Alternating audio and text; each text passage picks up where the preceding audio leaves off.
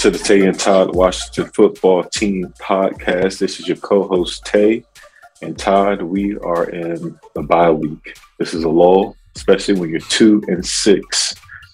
There's some positives of being 2-6.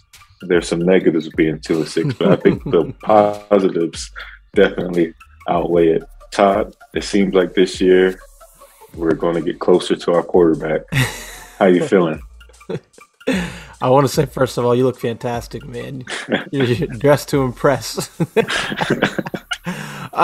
you're not watching, if you're listening, you got to just check it out on YouTube. Dude, like I tweeted it out, and I don't have expectations for the rest of this year. And so because of that, like losing to the Broncos didn't hurt really for me. Now, for one, like I've said, like I don't take losing the way I used to. I still take winning the same way though, but in the context of like not expecting anything this season too, I wasn't that hurt by the Broncos loss. Like early on in the season, they kind of do and hurt more and more, and then as we get through the season, and I realize the real reality. I mean, I was only expecting eight wins or so, but now realizing that they're not even going to get to that, and even if they did, I don't think that would be great. I'm feeling like weird as it sounds. I'm feeling fine. Like overall, I'm not feeling fine. Like I want them to win, but about this season, I don't know. I just like I'm just ready for next season. How are you feeling? Yeah, I think for me, it put a lot of things in perspective. I think last year, myself included, as I mentioned on the last pod, I was just we won the division, and I just thought that we were going to be good. I had us a 10-win team this year, and I don't think we win more. After this Broncos game, it showed us that we were really, really bad. And with the injuries we have up front now with Chase Roulier and a couple of other injuries. Cosme Sheriff. I think we're going to get a couple guys back, but after the bye week, supposedly. But I'm in a good spot where I think now it shows who the team is and who the team was last year.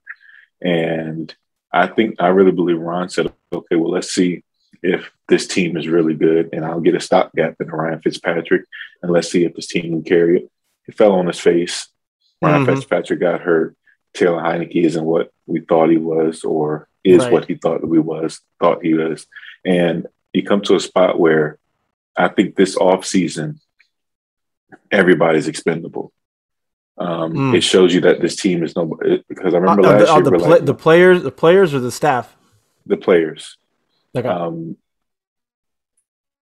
I think it comes down to this. I remember last year we said, "Oh no, pain, anitis, sweat." I think they're non-touchables. I think this year that changes. I think everybody sees the elephant in the room is you need a franchise guy, and you're willing to do whatever you can to get that guy. Now, I won't go to the extreme and saying trading Chase Young, making him available. I don't think that helps. But I do say this, that Sweat, Payne, and that D-line, obviously outside of Allen, everybody should be willing to get up out of there. Outside of Terry, Chase, Allen, and a few others. Yeah, those core pieces. You kind of look at what the plan was this offseason, and I mean – like I can't really put all of this on Ron Rivera because the plan has really not worked, but you can't put it all on him. Like you said, okay, Ryan Fitzpatrick got hurt behind an offensive line that has played well to this point. Curtis Samuel is hurt now. There's some talk that it was known that he had a groin issue and that he kind of ended up here because Rivera knew that, but still, I don't know. I'm inclined to believe that there's some truth to these things. I've learned to. With Washington, I've learned to kind of believe what you hear, but your top three free agent signings are either not playing or underperforming. William Jackson III, and why he's not performing, I mean, part of that I don't understand. Part of that is, he's a physical man corner. I thought that meant you were going to play more physically and more man defense, and instead you're kind of not. And then they tried to get Matthew Stafford, and that didn't work out, and so. You kind of see how what's happening now was not the plan, and so it's not working. And I think that's kind of why I'm like, losing is just the most terrible thing in every way. Like aside from the literal losses, I mean, just the energy, the aura, the vibe. Nothing that Ron Rivera says right now will, like, everything he says is going to sound like people are going to be critical of. Nothing he says anyone's going to accept. People are going to say he looks worn out. I don't think he's up for it anymore. Like, and it's kind of been, I guess, it's been a while since we had a season like this with the head coach who wasn't like on the hot seat, because, in 2019, Jay Gruden got fired after 5 games. And then, Bill Callahan was just a interim. And then, 2018, well, we started off strong and Alex Smith got hurt. And so, but it's been a while since we had a year like this with the head coach who wasn't on the hot seat, but where the team was struggling, and where you kind of start to see the fan base lose faith in literally everything and everyone except for Terry McLaurin. Mm-hmm. So that's probably the worst part of the losing for me, is just the fact that, there's just so much negativity. Like, I think that's what gets to me more than the losing. Like, more than the actual loss on game day is just the amount of negativity that comes with losing. And I'm not saying it's like that's what happens when you lose, but right. It's just like we're not even halfway through the season. Technically, we're less than halfway through the season. Tate, I'm worried about how much worse it can get at this point in terms of negativity. But I kind of see that if this is what's going to happen, then this is what needs to happen. And as for Rivera and the front office and the staff, they have made their share of mistakes for sure. But what's happening now was not the plan. I want to ask you something, because when Ryan Fitzpatrick got hurt, Taylor Heineke had to come in. We weren't really fazed by that, right? We figured there wouldn't be that significant of a drop off or that big of a difference. Now, after 8 games, I might be ready to admit that I was wrong, but I want to hear your thoughts on how much different you think the team, everything else is the same. Okay. The defense still is bad. I mean, because I don't know how much of a difference Ryan Fitzpatrick will make with the defense, because I don't think the offense has been a huge issue for why the defense has been so bad. Curtis Samuel's still hurt. So everything else is the same, but Ryan Fitzpatrick has started these last 8 games. How much different do you think, or how much more success do you think the team has had? That's hard to judge, obviously, but I think with Fitz, you're going to get more downfield, big plays. Right. And I think that's where you're limited with Heineke. And that's where, the biggest thing for me was, yes, Heineke could probably come in and win a couple games, which he's done. Right. But I think the jury's out, and people know who he is, and they know how to contain him, and he could be a gamer all he wants. But when it comes down to pushing the ball down the field, I don't have any confidence. Mm-hmm. I don't think the deep ball is a threat outside of the 40-yard line. I mean, if you notice, we take all our shots right about the 40. Yeah, right around the 40. Yeah, you're right. So I think Fitz plays a big factor. I think the defense would play better. I think Fitz is not making those bonehead turnovers. Obviously, he does turn the ball over, but some of those were just like, come on, Heineke, So, like, they're 2-6. Do you think they beat the Broncos if Fitzpatrick plays? Do you think they end up beating the Chargers? I think they beat the Saints, Chargers. Okay. I do. So you think how those games went. So do you think they're 4-4 right now? Yeah, I think they're 500 team with Fitz, or 3-5. 3-5. I would say 1-2 tops. I think they definitely win that Chargers game. I think they definitely win the Saints game, and I think they win this game. So you would say 3? Yeah, I think they will win 3. Okay. I'm trying to, because I don't want to give Fitz too much credit. Like, I think I'm willing to admit that he would provide more for this offense. At least the highs would be higher. But like, he would also have some terrible games. Like, he would have had some terrible games in these 8. I would say 2 max. I would say like the Broncos game and maybe the Saints game. Mm-hmm. I think those are the 2 maybe I would say. I would say that they would either be 3-5 or 4-4. I mean, the Chargers definitely winnable. I mean, to be honest, Chiefs and Packers were both winnable. Yeah, they're both winnable too. So. Like, obviously the defense is a factor here, but offensively in the Packers and the Chargers game was a major issue. I feel like the Chargers game was more of a defensive issue because they just couldn't get off the field. Okay, Yeah, so now I mean, and still I'm not like I don't have any delusions, I guess, because regardless of they were 3-5, 4-4, 5-3, even if they were better, even if they were making the playoffs, like realistically, do we think they're winning the Super Bowl this year No. with Fitzpatrick? Right? Just looking around the league at all these quarterbacks who are just so incredible. But I guess just saying that Heineke starting is not the plan. And then now you're down 4 offensive linemen. The entire right side of your line, which was your best unit, is just entirely wiped out. Then the defensive line is underperforming. So yeah, we can talk about some things in the Broncos game. The one positive was probably Landon Collins having his I'm happy for him. Because as much as we talk about it when he's bad, I guess we should give him some credit when he plays well. So I'm happy for Landon Collins, and I hope he understands his role is not really more than 10 yards off the ball. He's got to play tighter to the line, and he's got to be moving downhill. Because when he's moving backwards, he's flat-footed. He lacks really any sort of twitch. He doesn't have the speed. He's just caught off guard, it seems. So when he's attacking, I think that's when he can do something. So I'm happy for Landon Collins. Yeah, Landon had a great game from what I saw. This was the first game where I wasn't pressed to watch the whole game. I was able to like do other stuff, and just because I mean, it is what it is. Heineke, you don't have to explain it to me. This is where I was last year, around 2-5. That Bengals game was it for me. That Bengals game, that Bengals game was so factor. Boring. Yeah. This game was just like that Bengals game. It was like the Bengals game, but they lost this year. Yeah, right. Right. So, and I don't think they're turning it around this year. Go ahead. They're not. No, it's no way.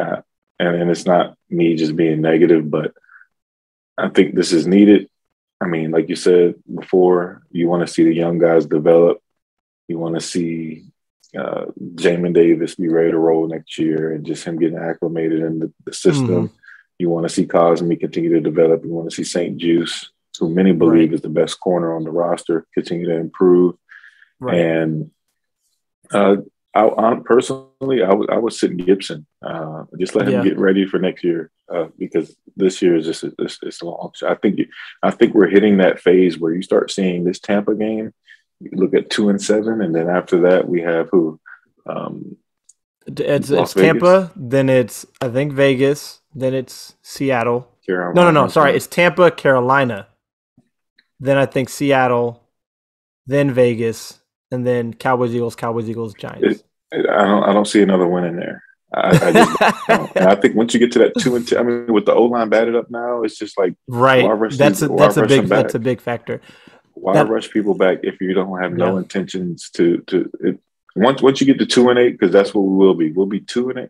We'll be 2-7 against Tampa, 2-8 against Las Vegas. Oh, Carolina. I don't know about Carolina's the one, but I'm not going to pick them to win any games for the rest of the season. No.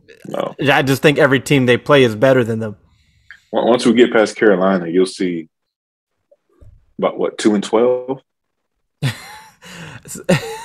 Just about. The thing that's tough about that, because I'll be honest with you, dude, like they're 2-6, they're going to be 2-7 out of the bye, and like if they go 15,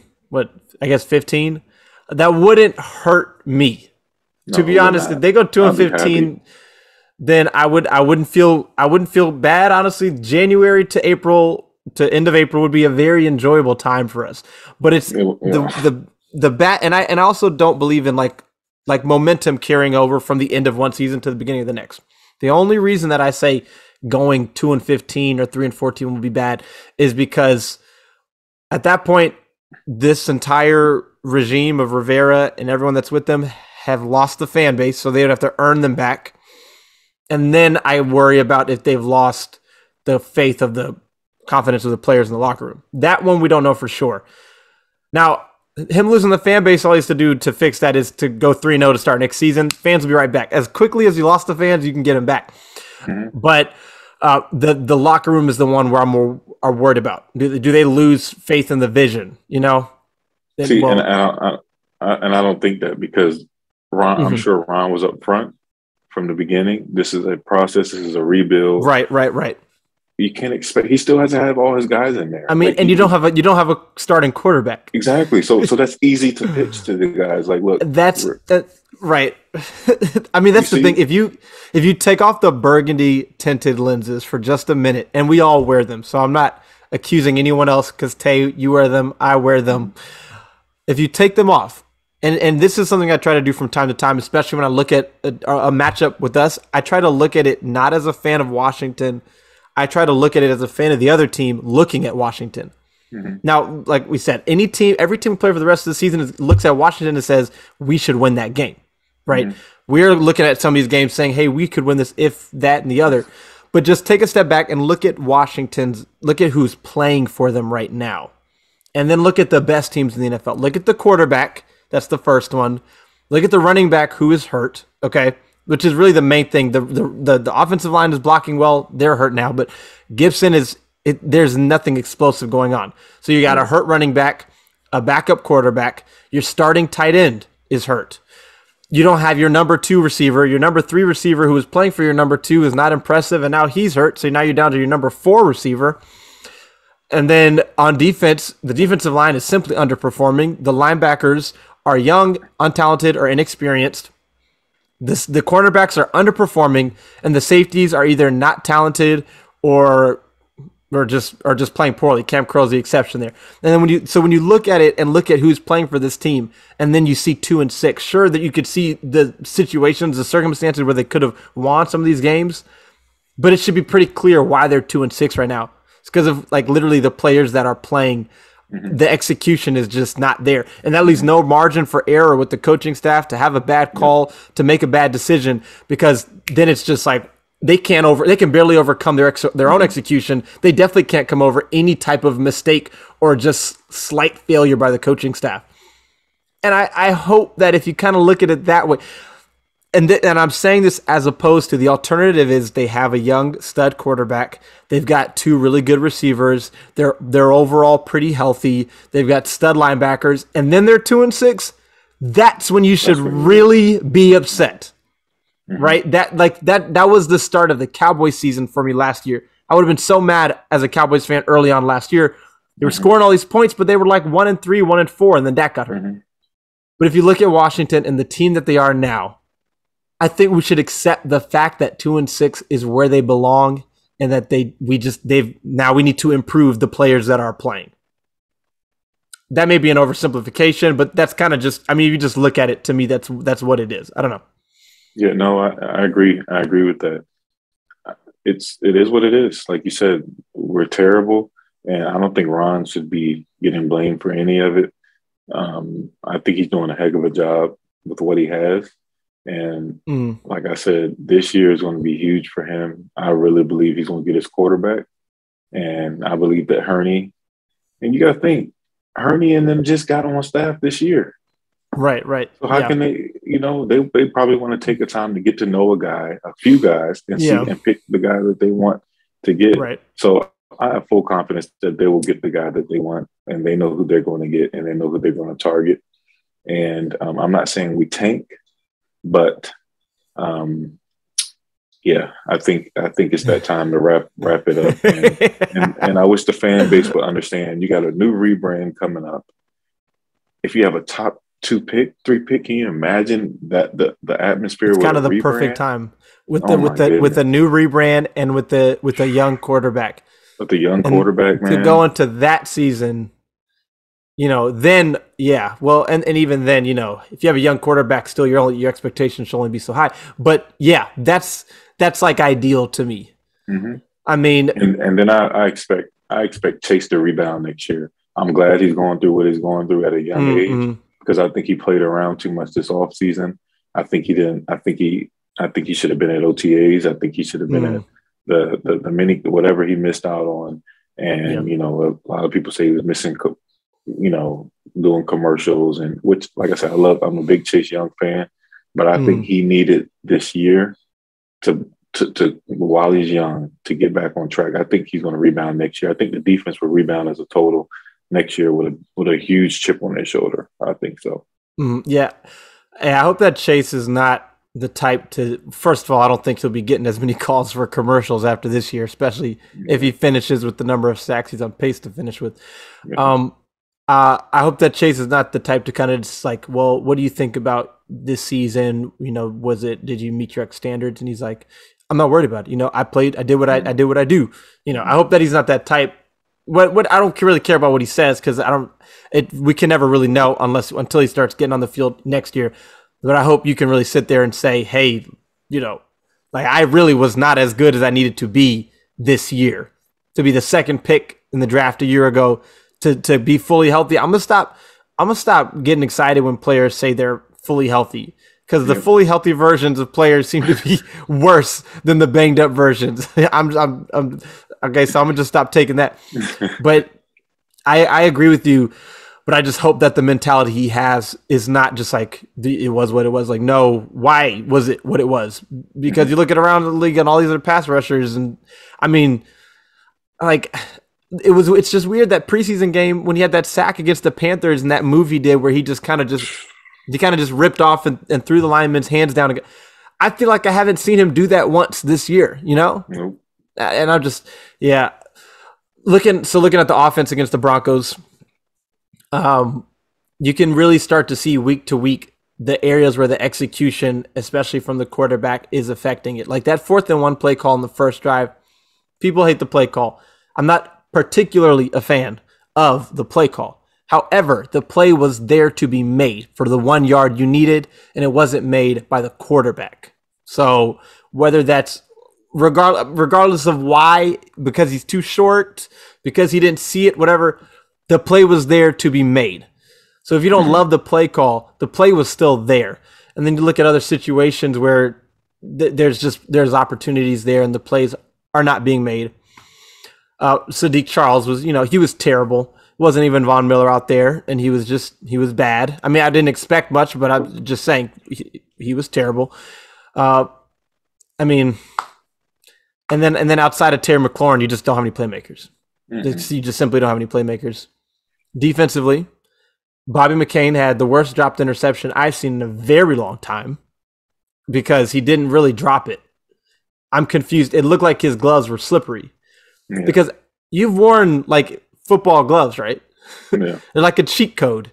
Yeah. Like how the ball sticks to your hands. It sticks to your hands. And he had it in his hands and had both hands on it and like clearly had it. And then it looked like his gloves were slippery and it slipped out. And I don't understand how that happened. I'm just thankful he did it because we probably would have scored, and then next thing you know, we were 3-5. And it's just like, but it's just again that goes to show you need a safety who's not going to drop that because that's just completely unacceptable. Like that was, like, but I can't even call that a drop because it's like he didn't drop it, he caught it and then he lost it. Like it was worse than a drop. It made less sense than a drop. I would have preferred it just bounced right off of him, went straight through his hands. It literally, he had it and was bringing it to his body, and then it just fell out of it. I was lost. Chase Young was not an impact player. He had the fumble at the end. Okay, I mean, yeah, that was one play. The game was over. Overall, it was not an impact player. I think you're just still seeing Jamin Davis come along. Ideally, you'd like more production from your first-round pick. I mean, especially when you draft them at a position of weakness. But that's just... Kendall Fuller's been a little better these last few weeks. I'll give him that. First few weeks he was really, really bad. He's been better lately. And then I think Cam Curl's been pretty consistent. I think Sweat, Allen, and Payne have all just been pretty consistent and just had some more highs, and not just really bad lows. But I don't really I don't really know what to say because every week it's something different that's affecting the team that's causing them to lose. Chris blew it. I'm not going to make the joke because everyone else has already made it. Yeah. But that was like a classic Washington thing to bring in a kicker who has 2 kicks blocked in one game. Yeah. Yeah. That was just classic. That was just classic Washington. He kicked 3 kicks, 2 were blocked. The one that he made is a 50-something yarder. So if Hopkins is here, Hopkins is probably not having 2 blocked kicks. Is he going 2 for 3 probably? And then at the end of the game, instead of at the end of the game, you could have kicked a field goal. If you got 2 field goals earlier, and then at the end of the game, you could have kicked a field goal to take the lead. Yeah. But that's the thing, Tay. If they had won this Broncos game at the end, we wouldn't have felt good. Exactly. And that's kind of why I don't feel bad about losing, because I wouldn't have felt good about winning. It was the same with the Bengals game, and I know they went on to win 3 games against 3 bad teams and backup quarterbacks or whatever. But if they would have beat the Broncos, it wouldn't have been the way it felt when they beat the Giants or when they beat even the Falcons. It would have been like, we barely beat a bad team, and we play the Bucs next week. So look, man, if I've said it, if they're going to be bad and take their L's, then just take their L's. I want them to play better. I want to see young guys develop. But if they're going to lose, just play well, but lose. If that's what's going to happen. At what point do you let the young guys come in and develop? They're 2-6, 2-7. Once you get to about 2-8, that's when you kind of just, I mean, like I've said with the Kyle Allen Heineke thing, for me, if I'm making that switch, it's a development thing for players on the receiving end or on the other end of things, not for wins. Right. Because Kyle Allen's not going to come in and lead you to the playoffs. But, say De'Ami Brown comes back. You want to see if he can do anything downfield where Heineke's not given that option. See if Kyle Allen can. Maybe even if Ryan Fitzpatrick comes back. But, I think, like Derek Forrest, Shaka Toney, Cleek Hudson playing more. I mean, even a Sadiq, but maybe at guard. Dax Milne, Samus Reyes, John Bates, Jarrett Patterson. Yeah, once you get to about 2-8. Put them all in. Yeah. Put them all in. Baby. I mean, because it doesn't matter. Like, it doesn't, it's over. Gandy Golden, we're developing for next. It sucks to be, preparing for next season halfway through this season. But look, dude, people underestimate how big of a difference the quarterback can make. And we talked about it with Fitzpatrick. I asked you how big of a difference he can make. You said you think 3 wins. I say 2 tops, and that's Fitzpatrick. So if they had a real stud player, if they were 4-4 right now, they're going into the easier part of their schedule. So if they were 4-4 now, even if they lost to the Bucs and got to 4-5, after the Bucs, you hit a pretty manageable. That's the most manageable part of your schedule. Say, okay, that's 9 games, right? 4-5. So you've got 8 games left. You got 8 games left, and if you can pull off, you can do something. Then, if you have the stud quarterback, like if Matthew Stafford was playing for this team right now and was healthy through 8 weeks, they've got at least 4 wins. At least, even with everything else the way it is. Stafford and Heineke and even Fitzpatrick are not the same thing. Quarterbacks have more ability to affect the game and the team than any other position. And everyone wants to talk about how Patrick Mahomes is, the Chiefs are whatever they are. Okay, yeah. That was after Patrick Mahomes had 2 of the best seasons to start as a starting quarterback in the NFL ever. And let's not pretend like the Chiefs are probably not going to end up in the playoffs anyway. And once they get to the playoffs, who knows what's going to happen? They could absolutely go to the Super Bowl still. So quarterback can make it can make the biggest difference. Until they have that type of difference maker at that position, I'm not going to be surprised by a season like this. Right. So I feel like we kind of say the same thing every week, but I feel like that's kind of the only thing to say every week. I don't know. What were you going to say? No, that's right. I just think we're at that time of the season where it's like I'm not expecting to win any game, but what I want to see is these guys develop. I want to see De'Ami Brown. I want to see Terry continue to get better. I want to see Patterson get some more carries, and I just want to see the young guys get ready, get them some playing experience, especially in those division games at the end of the year. Let them get a taste of it, so next year they'll know what to expect. And you're gonna get your guy next year. I'm fully convinced that Ron is getting his guy next year, and I'm looking forward to it. I know this type of season is needed in order for you to have. I mean, for the most part, in order for you to have a successful rebuild, you have to hit rock bottom. You just have. I agree. It was supposed to be last year, and they screwed it up. Yeah. So, This is what I want to say. I'm just pulling up the schedule real quick because I always okay. So it's Bucks, Panthers, Seahawks, Raiders, Cowboys, Eagles, Giants. Now, if they go 0-4 or 1-3 in their next, or actually 5, if they go 1-4 in their next 5, which is very possible, or 0-5, let's say 1-4 and they are 3-10. They play the Eagles twice there, and the Eagles have 3 first-round picks, and some of those, yeah, I will actively root for them to lose against the Eagles if I have to, and I will have no shame. Okay, so I just want to make that perfectly clear. So this is the first time I've ever seen that they won't win another game. They won't win. It's just because the quarterback play is terrible, and we have no weapons. And the teams that we play. The Giants are better than us. Yeah, I kind of feel like they are. And the Eagles will be playing for – I think the Eagles are going to turn it around here, and I think they'll be at least contending for a wild card spot. They have the easiest schedule. So, and that's the other thing, that this Washington still has like the second toughest schedule going into the end of this season. So they can't – and then also not only that, but that strength of schedule – can affect their draft position, because if you're the same record with somebody, the easier schedule gets the higher pick, because it means you were the worst team. Like, you had the easier schedule and you're still bad, so you're worse. And Washington has the harder schedule, and that means that could affect. They could go 3-14, and there's 2 other teams that are 3-14. It's likely those other teams will be in front of them because they won last year, so they had the tougher schedule this year and played that first place schedule, and it's still affecting them. Anyway. All we all want is for some long-term success from this team. That's all we all want, is just to win. We just have different ideas of how to get there. Yeah, and obviously you're not going to attract any person to come here for the most part because of the weapons. So we got to do it. We have to do it the way. We got to, that's it. We got to do what we got to do. We got to draft. We got to draft a guy. And that's the thing, right?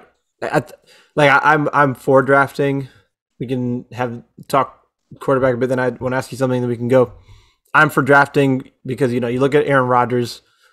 They go 3-2 and whatever 4, whatever they're on pace to be this year. Aaron Rodgers is not going to come in here. Nope. Right.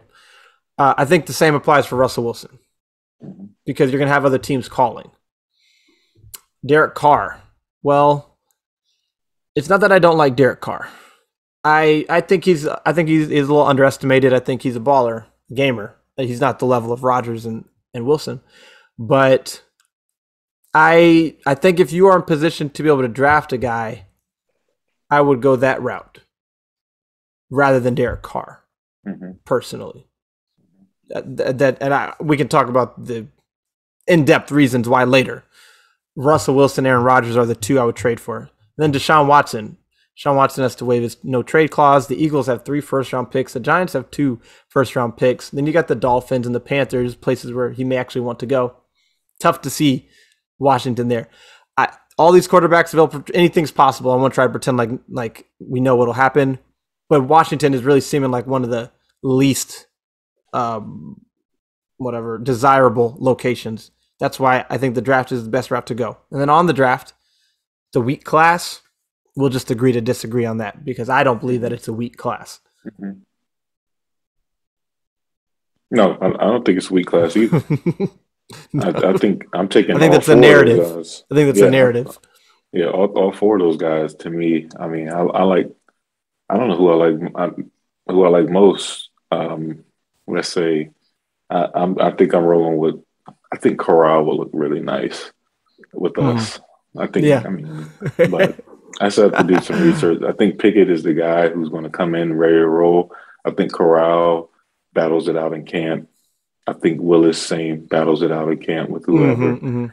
And, you got Carson Strong and How. But how that's underrated. He's underrated right there. So people forget about him. And these aren't guys necessarily that you think as of right now. You could probably get one of those guys at 10. 12. Yeah, it's possible. Just because it's not as last year the demand was so high. I think this year's demand will be just as high, but the top teams that are really bad aren't picking first like last year. I mean, you got the Right. Jaguars, you got the Lions, The you got Jets. the Jets. So they all have the Lions. They may go quarterback, but I tend to think that they'll stick with Carr. I mean, with Golf. Jared Goff for one more year, Mm. as opposed to going QB. But we'll see. We'll see. I like the Yeah. position we're in. I think we're headed in the right direction. I think it's been tough as a fan, but I know that this is what's needed in order to get the guy, and hopefully luck finally comes in our way because the year we were bad, we got Chase Young and the quarterback. I mean, Herbert really wasn't talked about enough. Yeah, I wonder about that a Um, lot. Everyone talks about Tua. No one was talking about Herbert. Nobody's talking about Herbert. So hopefully this year we can get that top three and we'll have a choice to pick who we want. Mm-mm. So Yeah, that's like I've said. Washington has never been in that position. When they traded up, they overpaid, and I mean, I wasn't mhm, saying the RG3 thing was bad, but they overpaid, and the mhm, structure of that, the owner taking that, the head coach not wanting him, and then RG3 being who he was as a person, and then his injury problems, just the worst possible combination. That was the only time they picked a quarterback that early, and it was one they gave up so many future assets to move up 4 spots, yeah, and the organizational structure was a wreck. yeah, And then the other opportunities they've had. I mean, even if they did draft Herbert or Tua, I feel like Jay Gruden probably still gets fired, and then you're doing that thing, which is not ideal. They've just never had a. This is the perfect setup. Just look at the Bengals and the Cardinals. This is the perfect setup to just be down bad and flip it around. And then you're not going to lose a number of key contributors this offseason. You can actually shed some dead weight this offseason. You can either trade Deron Payne. You can maybe pay him if you want to. Just you can move. I would probably just trade him and see, or what depending on what the value is, trade him and try to improve in some other areas. You can continue to add talent on offense, which you need to do. Continue to improve the linebackers in the secondary. You can get better with each offseason. If they don't get better as a team with each offseason, that I put on Ron Rivera mhm. and the front office. But yeah, I can't Yeah, like. I think you trade Payne. He's not. I mean, I think you can get something in the third round to contribute as Yeah. much as you know. Yeah, I'm. It's so Settle as a free agent. Ioannidis has 1 more year. If you could keep Settle and move Payne, I think I would like that. Like if the choices are like, I would pay Settle and then move Payne. I think Yeah, ideally for me, I don't know if yeah, Settle would stay, but if you move Payne, then Settle becomes a hmm, starter, really really rotational guy, and then he's paid and he gets to stay here, and maybe that works out because I think Settle may make some money on the market. oh yeah, And I think I'd be fine with paying him because what you're paying him, you wouldn't be paying Payne. It'd still be right. less. So, and probably shorter term, So I'm interested to see how they move.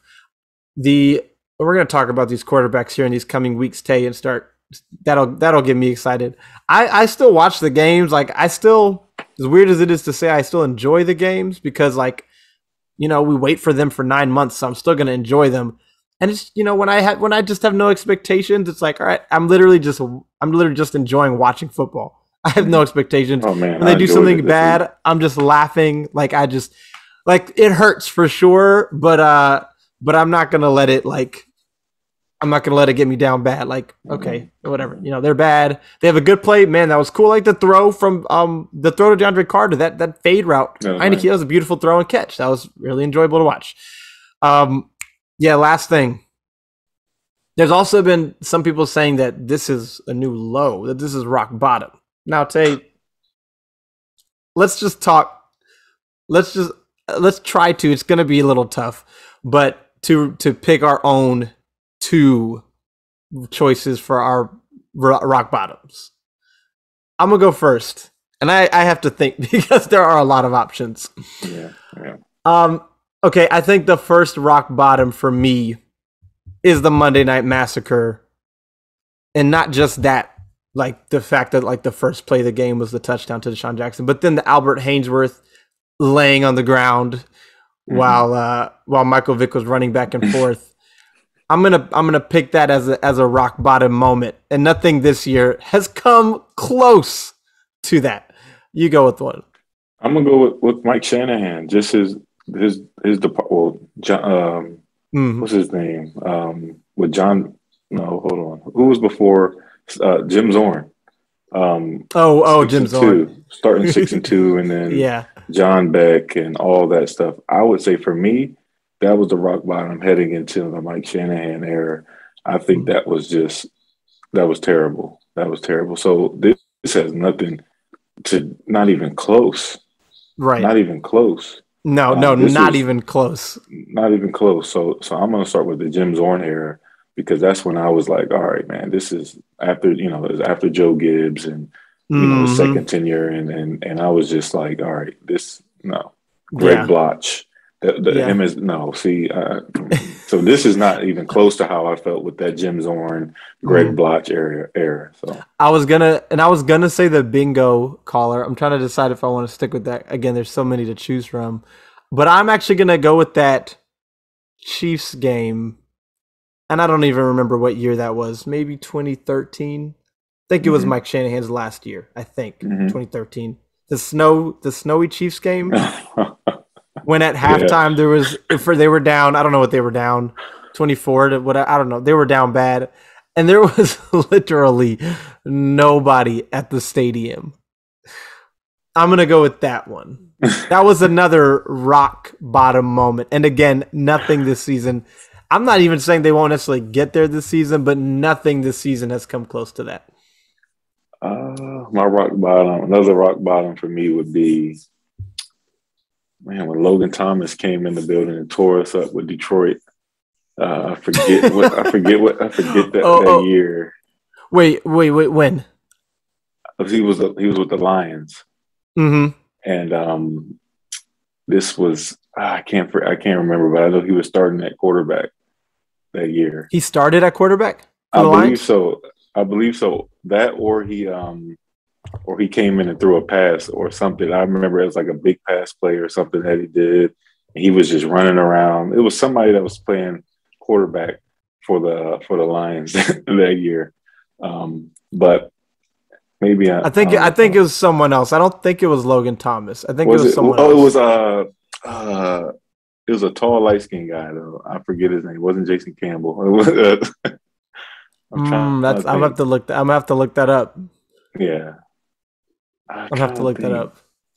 I forget who it was, but we've been getting torched by so many backup quarterbacks. But if that's not Logan, I remember there is another. No, yeah, go ahead. I was gonna say there is another rock bottom Lions moment though. Which one? Last year? 0-19. 0-19. Oh yeah. That was pretty bottom. That was pretty bottom. Was bad. That was earlier in the season, but that was Donovan McNabb year, I think. Yeah. That was rock bottom too. McNabb was rock bottom. The whole McNabb thing was rock bottom. Oh my goodness. That whole era was bad. You traded for your rival's quarterback. They willingly gave him away. You paid him an extension, and the same night got absolutely destroyed on Monday Night Football by his former team. And he got benched for the last 3 games of the season. Remember the whole nonsense with the wearing the wristband, armband, not wearing the armband, throwing balls in the dirt, and then he's gone the next year. So that was a rock bottom. There's so many rock bottoms, man. I don't even consider this rock bottom. I think this is what's needed. I think this is a step towards where we need to go, honestly. Mm-hmm. Yeah, this is not even Jay's bottom. Last year was rock bottom. Yeah, I mean, not knowing who the new coach was, Bruce Allen, that was rock bottom. That was Bruce Allen's culture. Yeah, press conference too, I think, and so Well, all right, man. We'll check in here soon with the mid-season kind of catch up, figure out how we want to do that, and also have a pretty big, cool announcement about our show that we're excited to share then. Yes, so That's all we've got. 2-6. 2-6. 2 and Enjoy the 6. bye week. Enjoy football this week. Yep. Keep looking at the quarterbacks. Keep looking at the quarterbacks. That's right. Corral versus Malik this week. Yes, sir. Yes, sir. And then it's Howell versus Pickett, I think, next week. I gotta check. Next week, okay. And then go to Tankathon and see what teams in front of us play each other and see who we need to root for to win. And so, we need to root for the Giants to win because they're ahead of us in draft position right now. And the Texans and the Dolphins, I think, play each other. That's an automatic win there. So yeah, go look at that too, because there's still lots of ways to enjoy watching football. It is, and then do your mock drafts too. Do your mock drafts. Yep. Get the mock drafts going. Oh man, this is depressing, but whatever. Gotta have fun. I feel like we were just doing mock drafts. I know. Just a few months ago, and now we're doing it again. It's November 2nd. Man, whatever. All right, I got to figure out which team I'm latching on to the rest of the season. Rams. All right. Yeah, I think I'm going Rams too. As always, this is Todd. This is Tate.